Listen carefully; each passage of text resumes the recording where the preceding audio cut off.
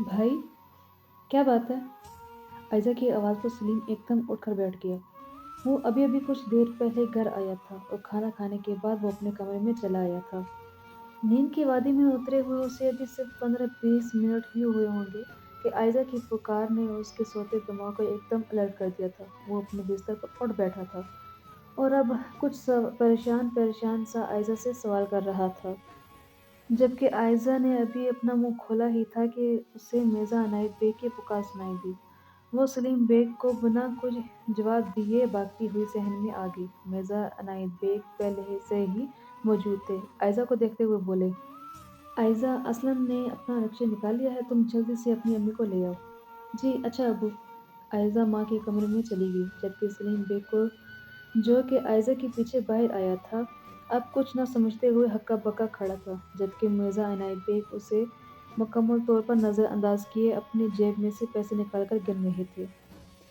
इस सूरत में परेशानी उनके चेहरे से साफ ज़ाहिर हो रही थी, लेकिन जैसे ही आयशा माँ को सहारा दिए कमरे से बाहर बरामद हुई, मिर्ज़ा इनायत बेग ने खुद को सँभाल लिया और फिर सलीम से मुखातब होते हुए बोले, सलीम, तुम्हारे पास कुछ पैसे हैं? पैसे? नहीं, मेरे पास तो पैसे नहीं हैं। सलीम ने गर्दन झुकाते हुए कहा। तो मिर्ज़ा अनायत बेग उसे घूर कर रह गए और फिर आयशा से बोले, आयशा बेटी, तुम आसिया को ले आ जाओ और रिक्शे में बिठाओ, मैं आता हूँ। जी अबू। आयशा ने गर्दन झुकाते हुए कहा और माँ को लिए बाहर की तरफ बढ़ गई, जबकि मिर्ज़ा अनायत बेग अपने बेडरूम में चले आए। यहाँ आकर उन्होंने कमरे में मौजूद लोहे की अलमारी खोली और फिर अलमारी में मौजूद कपड़ों को उलट पलट कर देखने लगी। आसिया बेगम अपनी बचत इसी तरह कपड़ों के नीचे छुपा कर रखती थी, ताकि ज़रूरत के वक्त उसे इस्तेमाल कर सके। लेकिन अब मुकम्मल तलाशी के बावजूद मिर्ज़ा अनायत बेग को वहाँ कुछ भी न मिल सका। वो परेशान अपनी पेशानी से पसीना साफ करते हुए मुड़े तो पीछे खड़ी आयशा को देखकर हैरान रह गई, जबकि आयशा जल्दी से बोली, अबू जी जल्दी करें और ये पैसे रख लें। हाथ में पकड़े 5-5 सौ के 4-5 नोट उसने बाप की तरफ बढ़ा दिए, तो मिर्ज़ा अनायत बेग ने उसे हैरत से देखा, जबकि वो पैसे उनके हाथ में थमाते हुए बोली, अबू जल्दी आ जाएं। और फिर बाहर की तरफ मुड़ गई। मिर्ज़ा अनायत बेग भी बोझल कदमों से पीछे चल दिए।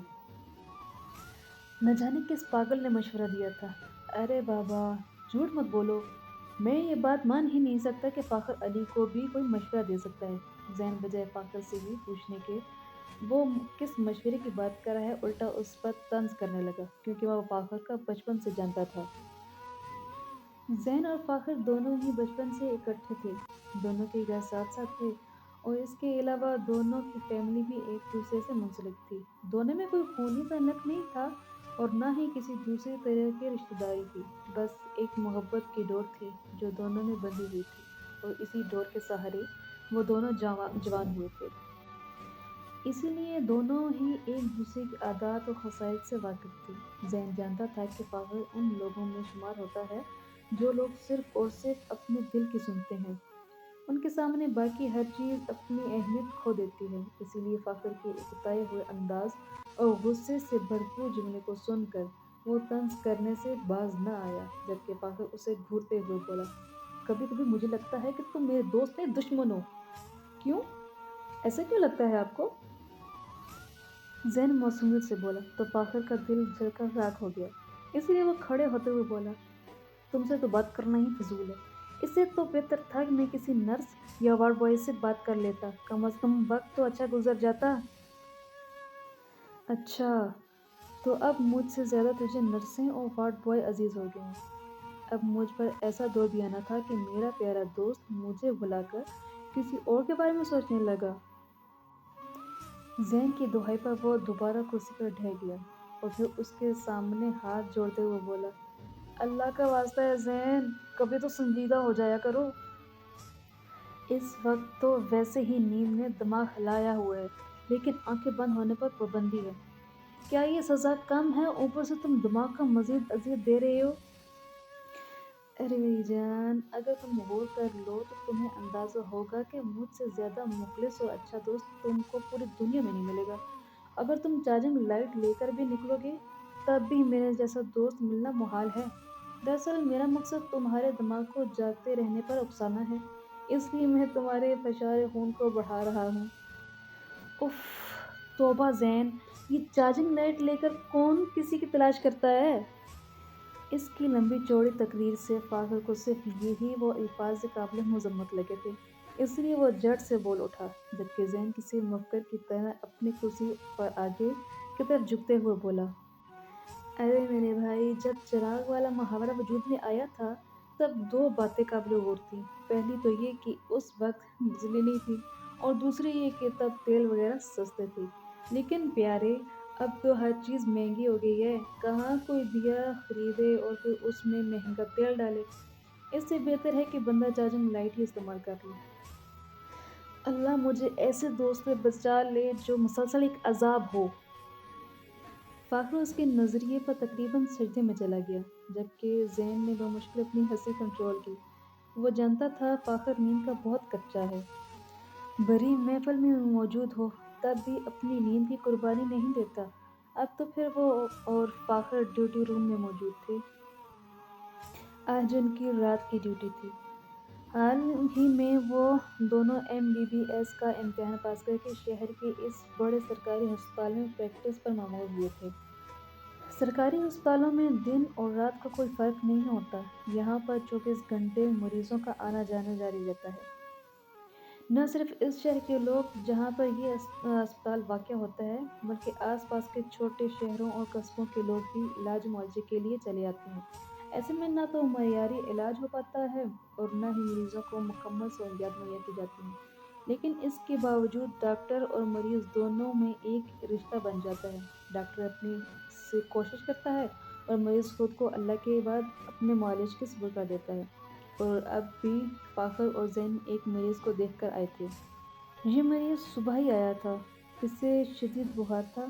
غریب سے لوگ تھے جو زین اور فاخر کے سامنے ہاتھ جوڑے رہے تھے کہ ان کی پیروں کو بچا لیا جائے، جبکہ زین اور فاخر ان لوگوں سے نظریں بچاتے رہے۔ وہ شرمسار تھے کہ مریض کو وہ تمام سہولیات نہیں دے پا رہے تھے جس کا وہ فوری طور پر حقدار تھا۔ لیکن اس کے باوجود دونوں نے اپنی سی پوری کوشش کر لی تھی، اس لیے مریض کی حالت کافی سنبھل گئی تھی۔ اب بھی وہ دونوں اسی کو دیکھ کر آئے تھے۔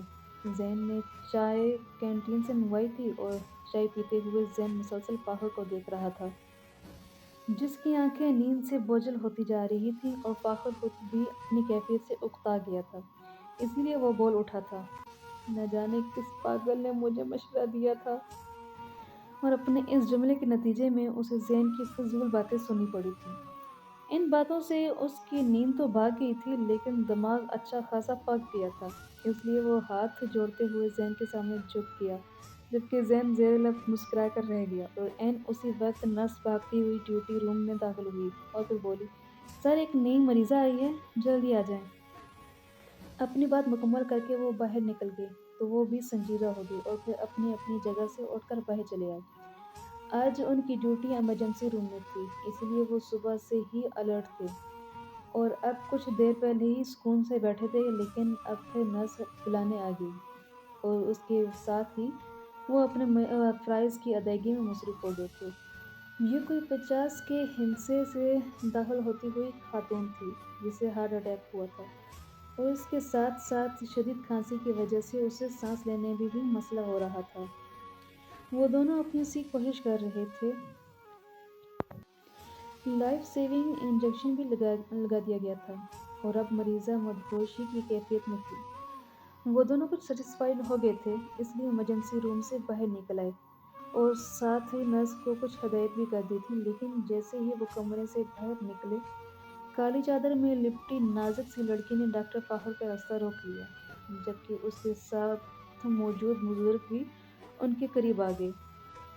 زین نے مڑ کر دیکھا اور پھر آگے بڑھ گیا۔ وہ جانتا تھا کہ مریض کے ساتھ آئے لوگ اس طرح ڈاکٹر کا راستہ روک لیتے ہیں کیونکہ وہ اپنے عزیز کے بارے میں دریافت کرنا چاہتے ہیں، اسی لیے ڈاکٹر فاخر رک گیا، اور وہ کالی چادر میں لپٹی ہوئی لڑکی بولی، ڈاکٹر صاحب، کیا ہوا ہے؟ کچھ نہیں، دراصل مریضہ کی حالت اب کچھ بہتر ہے، لیکن حتمی رائے ہم صبح ہی دے پائیں گے۔ ڈاکٹر فاخر کے جواب پر وہ تڑپ کر بولی، کیا مطلب؟ بی بی، آپ کی مریضہ کو ہارٹ اٹیک ہوا ہے، اس کے ساتھ ساتھ انہیں سینے میں انفیکشن بھی ہے۔ نہ جانے کب سے انہیں کھانسی آ رہی تھی اور اب لوگوں نے ان کا ڈھنگ سے علاج بھی نہیں کروایا، جس کی وجہ سے ان کے پھیپھڑوں پر اثر پڑا ہے۔